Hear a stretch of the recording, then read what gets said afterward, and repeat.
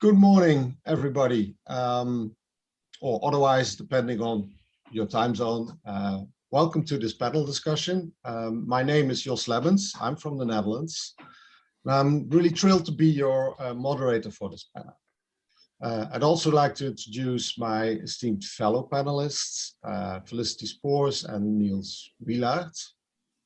And during this panel, we will keep an eye out for any questions in the online Q&A, and we hope to address a few of them. We are going to discuss the impact on corporates of the evolving EU and international regulatory landscape. I had to read that from Autocue. So we're going to discuss things like the EU SFRD, the CSRD, which is Sustainable Finance Disclosure Regulation, Corporate Sustainable Reporting Directive, and other initiatives like, COP26 and the forthcoming CBD, so Biodiversity COP15. But first, a few words to introduce myself. I've been a private equity investment manager for large pension funds, looking at natural capital investments like forestry, agriculture and food, nature-based solutions. Currently, I'm an investment consultant, helping organizations that are looking for investors to participate in their natural capital projects or their funds, how to best engage with these investors. For instance, how to frame the strategy, how to successfully go through an investor due diligence process with governance, term sheets, with risk management, stewardship, things like that. So enough about me. I'll let first Felicity and then Niels briefly introduce themselves. Felicity. Thanks so much, Jos, and hello and welcome everybody. It's a pleasure to be here and I'm really looking forward to our conversation. My name is Felicity Spoors and I head up the sustainable finance work of Gold Standard. Our aim is to identify and therefore reward those who are really delivering best in class in terms of financial flows. And we are working a lot with corporates on their Scope 3 emissions and bringing these two things together. So just a little bit about what we're doing in Gold Standard. To myself, I was a member of the EU taxonomy before I joined Gold Standard last year, working on the manufacturing working group and have a good overview of the European regulations and have been following with great fascination the evolving regulatory space and hope that we can shed some light on that for you today. Thank you, Jos. Niels. Hi, everyone. I'm Niels Wielaert. I have a background in forestry and remote sensing for the past 20 years. I'm currently the CEO and founder of Satelligence, and we help you monitor supply chain liabilities and also identify opportunities for biodiversity conservation and carbon removal. All right, thank you guys. Let's get into some of the interesting questions here. Let's talk, for instance, about the new regulations and forthcoming regulations in the EU. For instance, the Corporate Sustainability Reporting Directive, successor of the current NFRD. There are some sweeping changes in the EU corporate reporting requirements. Moreover, auditing of sustainability reporting will be mandatory. And there are other directives on the horizon, like the Sustainable Corporate Governance Directive and the work of the European Financial Reporting Advisory Group. So that's quite a bit. Do you think, Felicity, to start with you, corporates are sufficiently prepared, are preparing to comply with these directives? It sounds like quite a bit. I think, corporates covers a lot of things. So I think some of the larger corporates are fully aware and fully engaged, and we see the big four consulting companies already much information on the websites.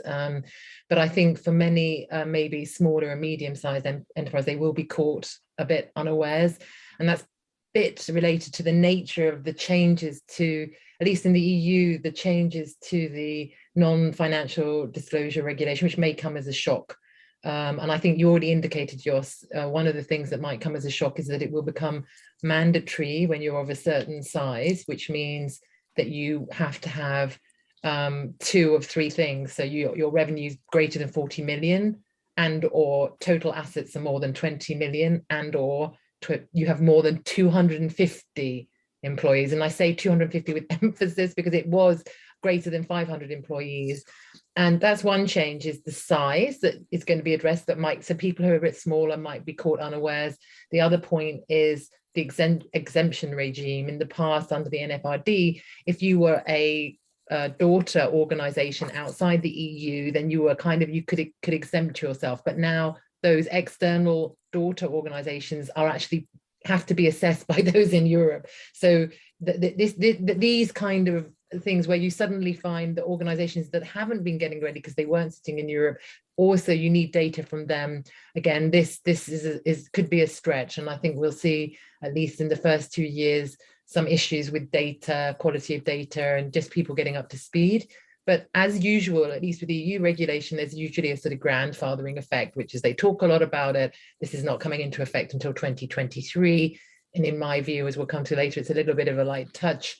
And I think still, I quote this one a lot. There was a report by PricewaterhouseCoopers, PricewaterhouseCoopers, who identified that only 72% of companies who have, corporate sustainability, only 72% reviewed, only 19% of the companies, of that 72%, actually have sustainable development goals incorporated into what their CEOs or chairs are talking about.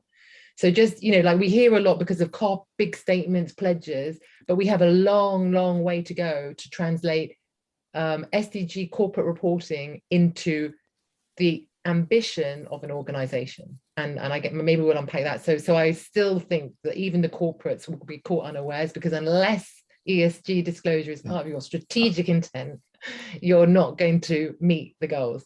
So I'll leave that there. We'll come back to that probably. Clear. So, like you said, Felicity, there will be a huge requirement for data gathering and on all kinds of things.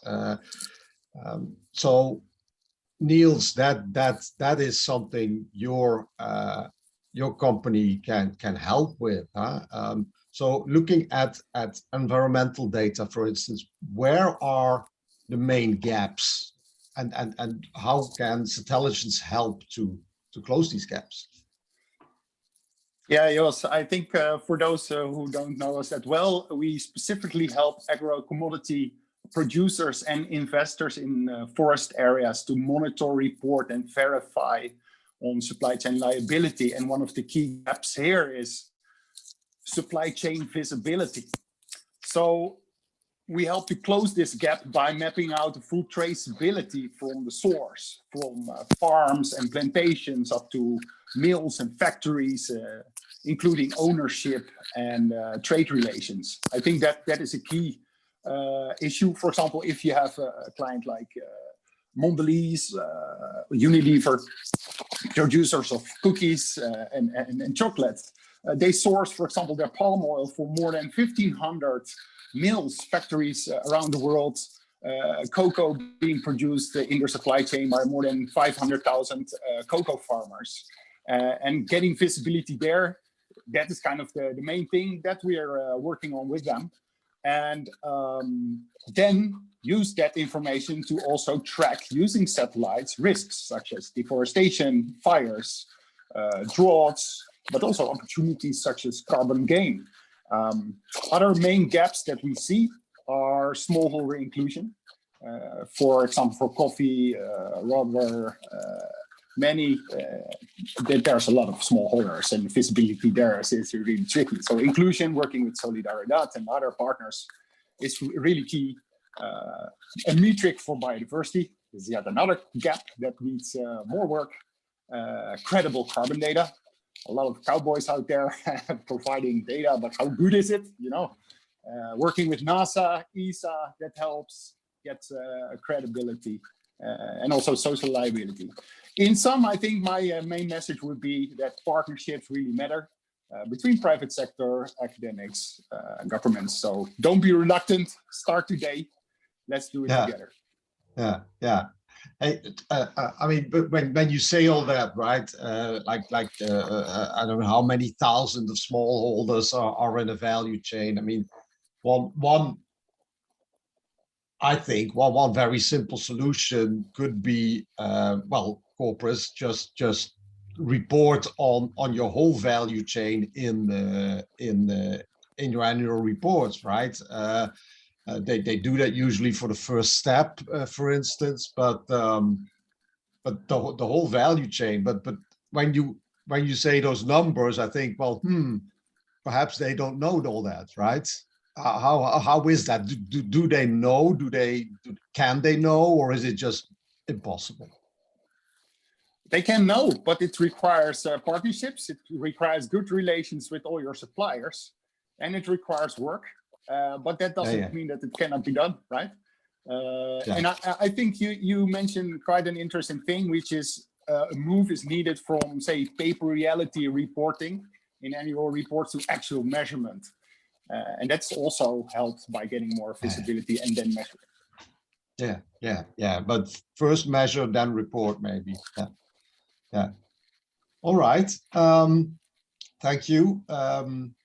Felicity, something from you on this?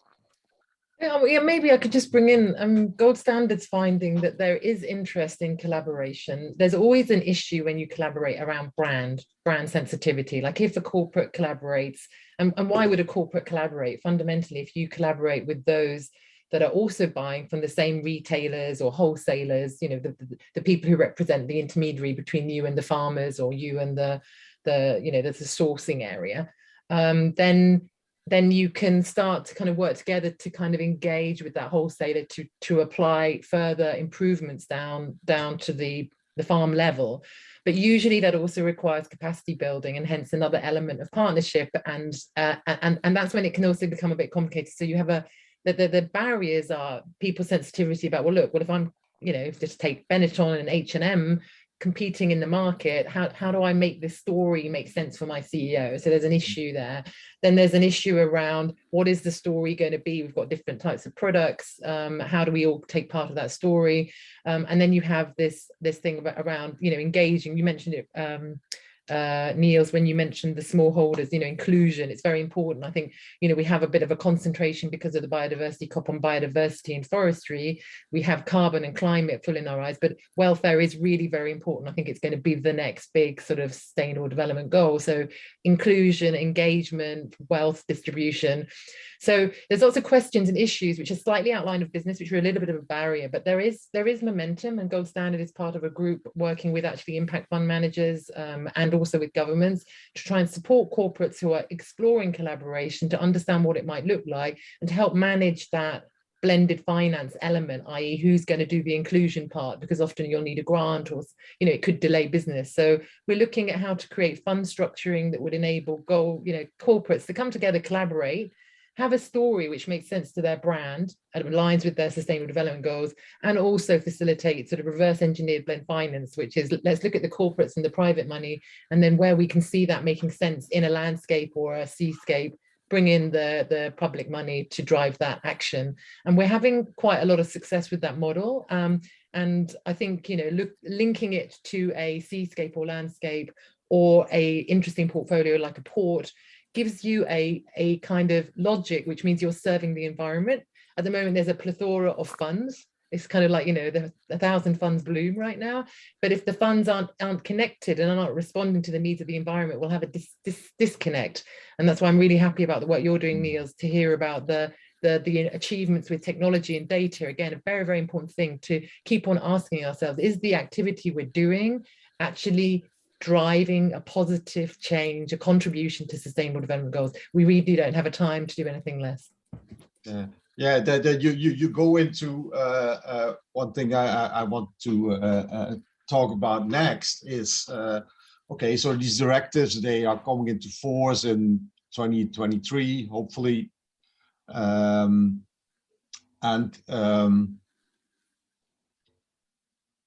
you know, they will require corporates and financials to report, disclose all kind of environmental and other sustainable issues, but they will also require that that corporates report on double materiality, right? So not only the risk for the company, but the risk that the company poses for the environment. You need to report on both these things, right? That's quite a change. And my question is basically,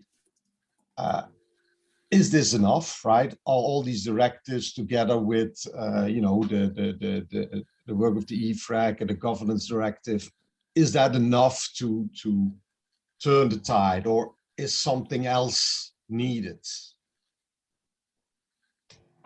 What so Felicity, start with you. I have, yeah. I just see a question in the box, so maybe I don't know. Okay. I'm happy to just jump in on that and then respond to your question, Jos. So we've got a bit of flow, but because we were talking about regulations previously, just would like to say that yes, the European Union has got a regulation on biodiversity, on the prevention and management of introduction of invasive alien species. I think that was in 2013, 14. Niels, correct me if I'm wrong, can't remember. And there's a biodiversity action plan, and they are proposing a biodiversity strategy for 2030 is an important document which indicates the sort of the roadmap. And there is a new regulation, right, Niels? That the biodiversity regulation has been is in process, or did it come into effect? There is one coming, right? Yeah, there's so much coming. Also on the due diligence laws for commodities and deforestation. Yeah, and there, I think the fact that there's so much coming, what is most important, I would be interested in the audience and broadly the market and all stakeholders, what they think. Absolutely. So to come back to your question, because that was a question from Hannah that I was trying to respond to. But so to your question, Jos, on is ESG disclosure enough? And I think what you see at the moment is an interesting space, because what is ESG disclosure is, I think we've got a situation where we see the disclosures used to be just talking about business operations. Then it started including inputs, you know, so scope 2. And now with scope 3, there's sort of the responsibility increasing there around the input output. But where we need to get to is what Neil has been indicating, is what's happening on the ground, that the real outcomes. We can't really get to impact. And I think there is a shift in the corporate social responsibility directive, which sees some mention of impact, and they're setting the KPIs, which is great. And the whole discussion is great. But remember, in order to reach the IPCC 1.5 degree target, we have to decarbonize 6 times faster than we've ever done before in 30 years. Or less than 30 years. It's so ambitious, and that means genuine transformation of existing industries. So we need people to have targets and to start transforming. And this is not easy. And so therefore, my concern is at the moment that we're not focusing enough on the how to measure. Again, Niels is already indicating it's good to say what you have to measure. And I really don't want to discredit that. It's a really important achievement, the taxonomies, the labeling, the request for transparency. But is it far enough? Not yet. And we do see a ratcheting up approach in the EU and other legislation, but laws take so much time and we don't have that time. So in my view, I don't think we're going fast enough. I think we need to move towards a contribution logic, which means that every investment should be assessed for how it makes a positive change, not going beyond the risk logic of ESG, of just avoiding stranded assets and an avoidance logic, to understanding if you're contributing, there must be an opportunity. I'm not saying that you can't, you don't want to not make a profit, but turning the opportunity. Why? Because we have this ridiculous gap in time. We have technology gaps because we need to invest in new things. We need people to take more risk. And I think consumers are demanding it. The science is clear. So consumers are demanding it. The science community is demanding it. There's an opportunity, but there's a lot of talk about that, but there's little genuine valuation of externalities in the decision making. And therefore ESG disclosure, which is a photograph of what I've done this year, but it's not really saying I'm making a positive change, a genuine impact. I mean, impact means I changed something. So you need to be able to prove you changed something. And until we get to that genuine measuring and monitoring after the implementation, I am concerned that we'll have if I can get away with it and it's cheap enough, I will. Why? Because this is all hard work. Neil's already indicated it is hard. But I think there is also money to be made there, but we haven't, I don't think we've got there, but happy to discuss with the audience if someone else has a different view. Absolutely. I wanted to say, to mention an example. For instance, if you are if you are an investor in agricultural land, or you are a corporate off-taker of the produce of that land, right? Okay, it's fine that the manager of the land is using stable practices, etc. But I want to know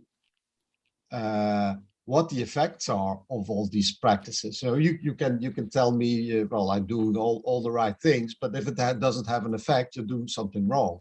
And I want it to have an effect if I'm the owner of the land, because if you don't improve the land, then at a certain point it will be depleted. Or if I'm the off-taker, I want the right quantity of your land, of produce of your land. I want the nutritional value as high as possible, because that's also a problem if the soil is depleted. So you really need to know these things to have any prospect of future profitability, right? Of value accretion, or just getting your products of the right quality. It is extremely important, and it doesn't stop with, well, I'm doing this or that regenerative practices. So yeah, I got a lot of questions. I saw a question of Peter on discussing the carbon removal certification and further Paris Agreement on the Articles 6.2 and 6.4. We were going to get there, right? Shall we take that now? Yeah. All right. So what's going to happen with after the recent COP26? What's going to happen with the voluntary carbon markets? I think, right? I mean, there is a lot of talk of the regulatory market on correspondingly adjusted credits, and that will have repercussions on the voluntary market, etc. That's what I understand, but no direct regulation on that market. So Felicity, how do you see all this?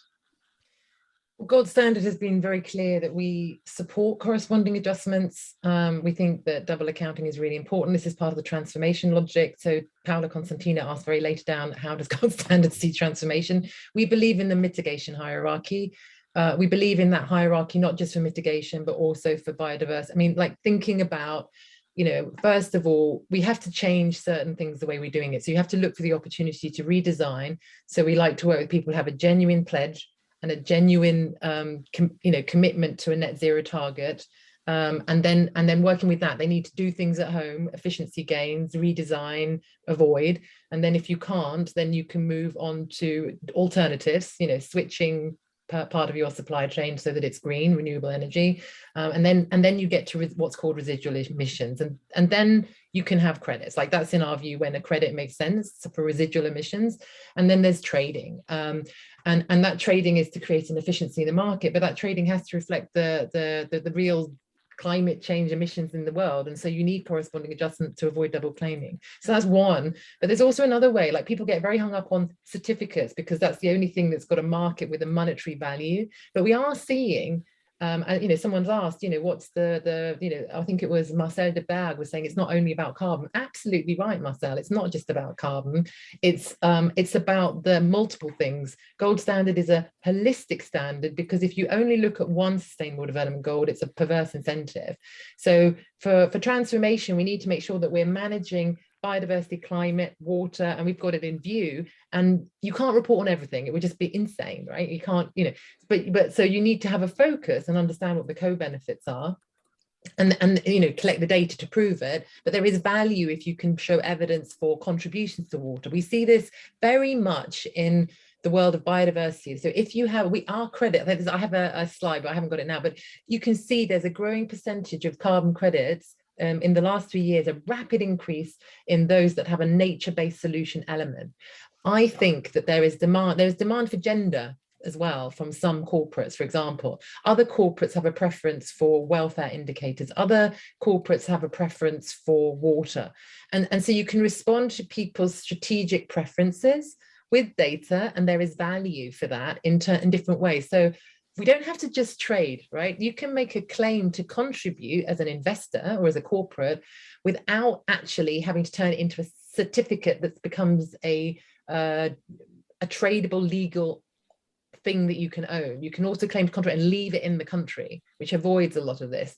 And there's real value in that for biodiversity, because we'll get to that later. But I kind of feel I've warbled a bit, but please feel free to ask questions if that wasn't clear. Sorry, I don't feel particularly articulate this morning. So Niels, what are your main takeaways from that discussion at COP26? What repercussions does it have for your company, for data gathering and all these things? Yeah, what's really positive is that forests have been very firmly on the agenda right now, which is a good thing. There have been a lot of pledges, commitments, big words, and now, just as Felicity said, it's all about doing it and measuring it.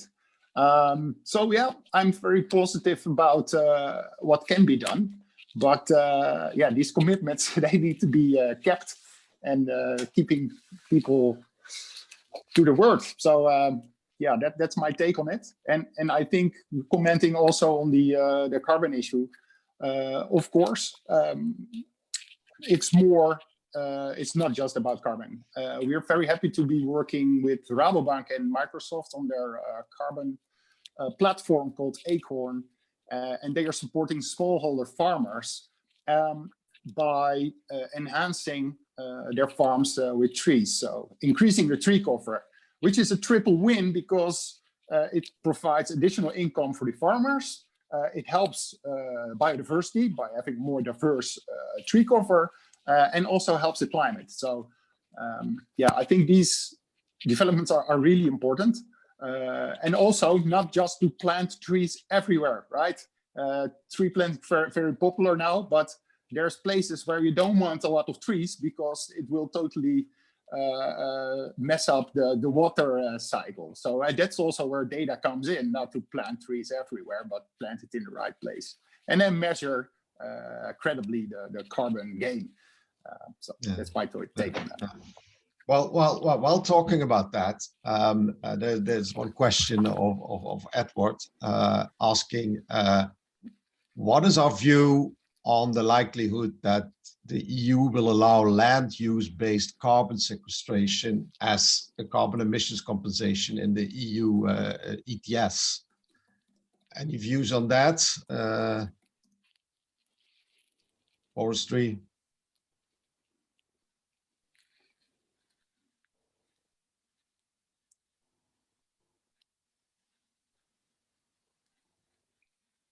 I don't have a view on it, Jos. So sorry on that question. I don't have a view on it. I'm not so close on the forest. Apologies for that. Yeah, well, we just, obviously we're much more concerned with with the voluntary market. Oh, Renee has just asked a really interesting question. I have to jump on it. Sorry, can I, Jos? Okay, you'll be back to Edward.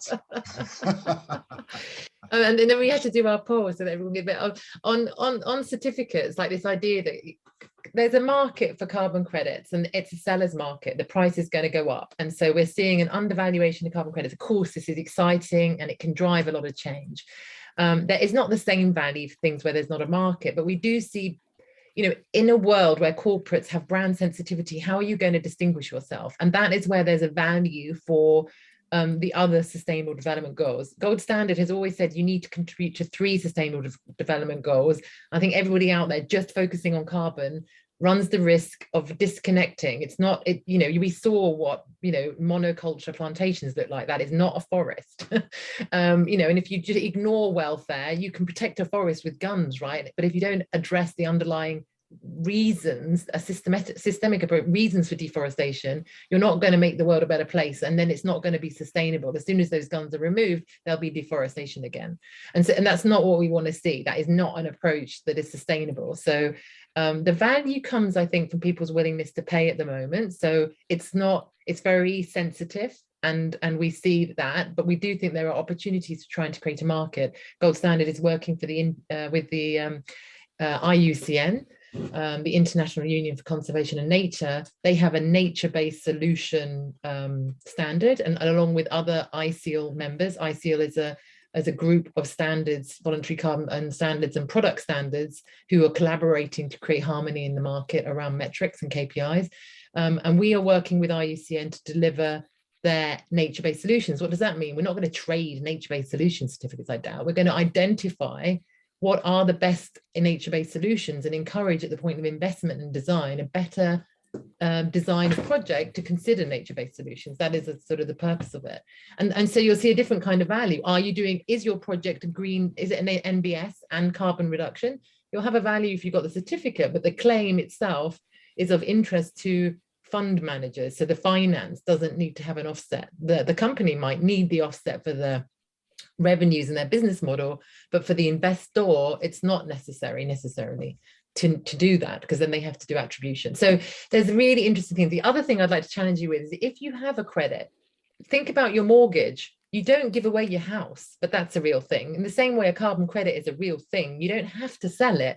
Can we use it as collateral? Is that collateral? Can we securitize? Can we use the value of carbon as a collateral to buy down loans and support indigenous communities? I'm talking to banks who are thinking like that.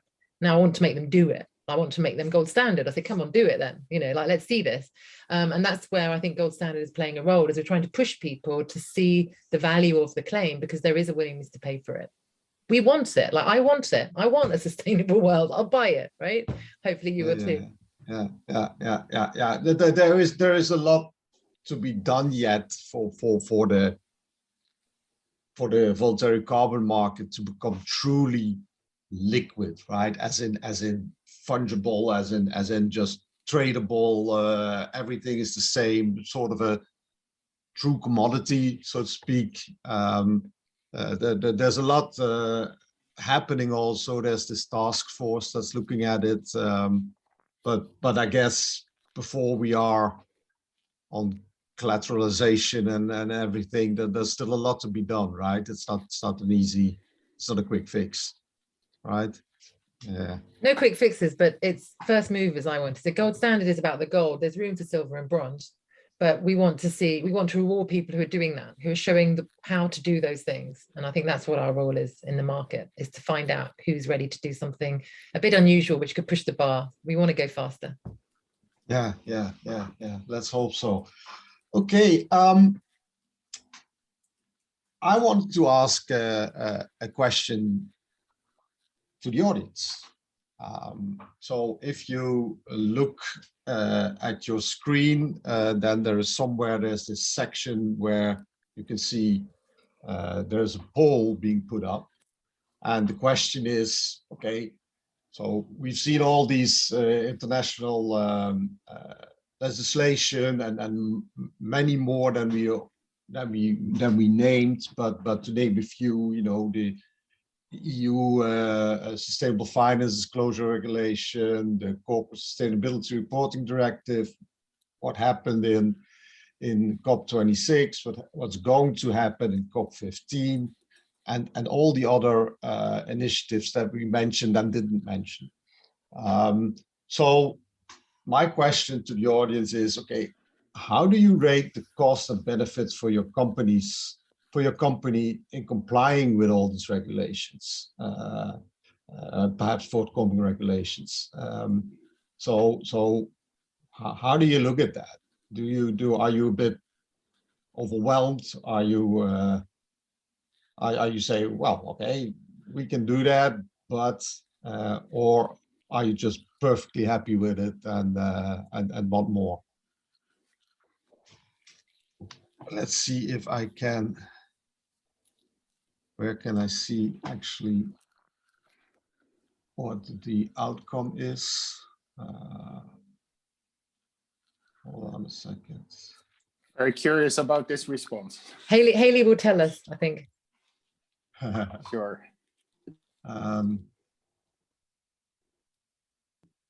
Oh, I can't see it actually. So somebody needs to tell Don't me. worry, Jos. It's okay. Haley will tell you. And Right.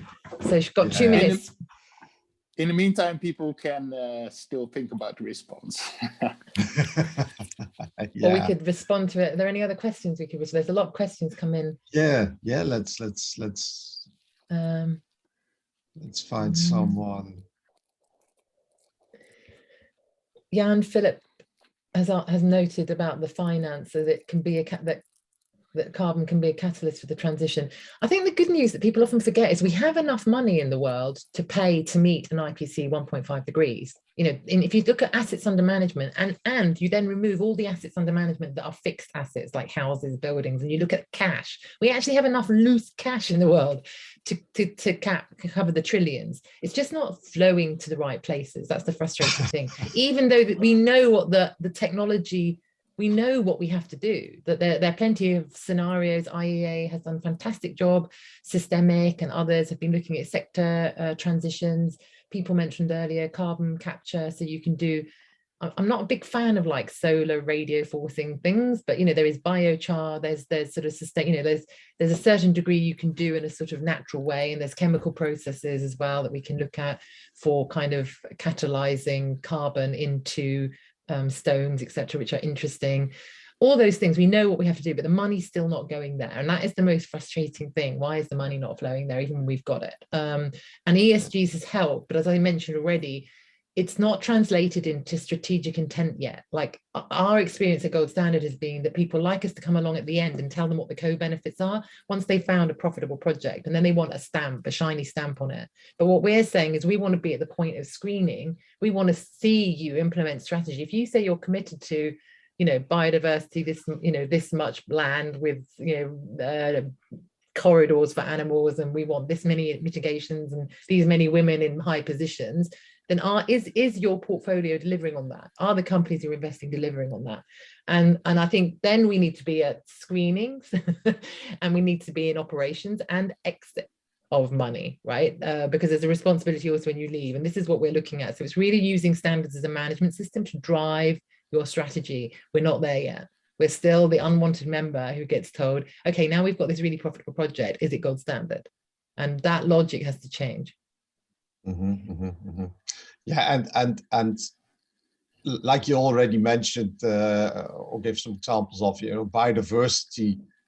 How do you get that into a metric, into a thing that is as simple as carbon is, right? It's a big task. A lot of people are thinking about it, but I haven't found the solution yet.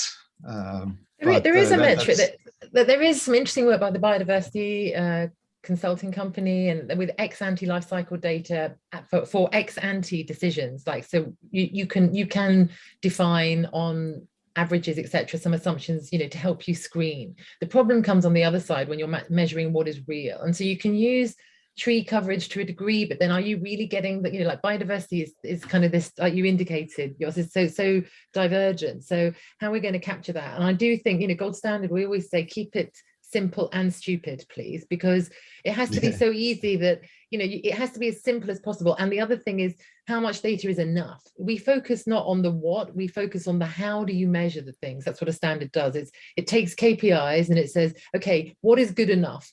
If you have a gap because you're a small, medium company, if you are a low income country, how do you fulfill that requirement in a way which is enough, which is credible? And that is a really difficult thing to unpack in biodiversity at the moment. But I think what we're really concerned about, we see a lot of tools, there's many tools, but which is good enough? And that is actually what we're going to be developing this year, is an assessment of existing tools and actually say what is gold in terms of tools and measurement approaches, because we feel that again, I think we have the answer out there of how to do it. It's just like, what's the best in the market? This is the confusing thing. And if you're a company, so much information at the moment, so it's not about blaming and shaming. It's about trying to shine a light on what is best practice. That's what we're always trying to do. Yeah, and being pragmatic. We see several corporates start simple, for example, by using the habitat distribution of flagship species, such as orangutan or gorilla, etc., to look into their supply chain and see where such areas overlap with their supply chain and what they can do in the landscape. So I think information is out there. We can create very complicated metrics, and perhaps we should, but we can also start already. I think that's important. We have our answer to the poll. Yeah. Bring it on. Bring it on. 50%. Wow. Yeah, I hadn't thought that. I know you can look at it that way, but given the overwhelming number of initiatives and all that, yeah, that's brave. That's just made my day, Jos. That's just. Can I just congratulate the audience? I love that response. Go get it, everybody. Yes, please. Yeah, and I fully understand also the other replies. Especially with all the different things coming at us, it could use some simplification. So perhaps in future. But we are nearing closure point. Any last comments, Niels or Felicity? So I'm closing on a positive note. I like that. Yeah. I just think we can say we can do this. Yes, it's hard. We can't do it alone. We have to collaborate. Collaboration brings creation. Creation can bring new investment opportunities. And I do believe that we can make profit and deliver on sustainable impact, not maybe in exactly the same way, not in the same things. So let's be open-minded and explore this together. And really, I think, what we need is a kind of radical collaboration mindset. And we need to stick at it. So let's bring it on. Let's keep on talking, and let's keep on recognizing what we know and what we don't know, and respect those in the room who know what they do know, and really try and learn from each other. And that really is hard, but it's also very creative. So yeah, bring it on. I agree, Felicity. I think what gets measured gets managed, right? So it can be done. Yeah, and while we are obviously in dire straits with everything going on climate and biodiversity, etc., it is encouraging that a lot is happening. A lot of things are happening. From public sector to private sector, things that we hadn't dreamed to be possible just a few years ago. But we have to continue, right? I mean, there's a really interesting comment. Now is all for nothing. Yeah. Jan Willem has said uncertainty is the most difficult situation to deal with. So Jos, you haven't had much time to talk, but are rules the best way and the only way to deal with uncertainty? But are rules the best way to deal with uncertainty? I would argue rules, against that. I would say it's innovation. We need innovation. We need an acceptance. Yes, rules are great, but rules take 2 to 3 years. So if we measure it and we manage it, but you can't always expect the rules to be fast enough. The rules will follow the pilots. Yeah, so we need to.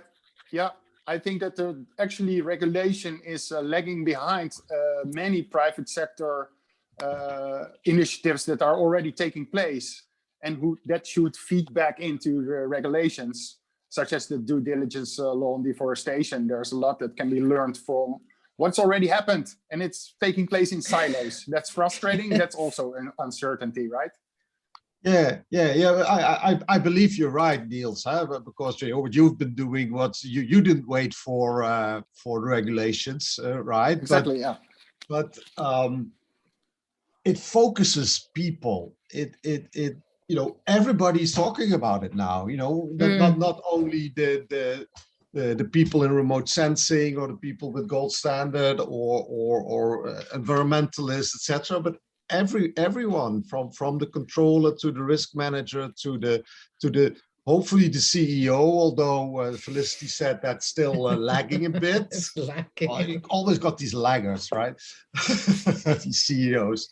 But yeah, I think as for now it is positive. And so with that, we're closing shop here, and the audience can go to the next panel. Enjoy very much, and thank you for sticking with us here. Thank you. Thanks so much, yours. Thanks, Niels. Bye. Thank you. Bye-bye. Bye-bye.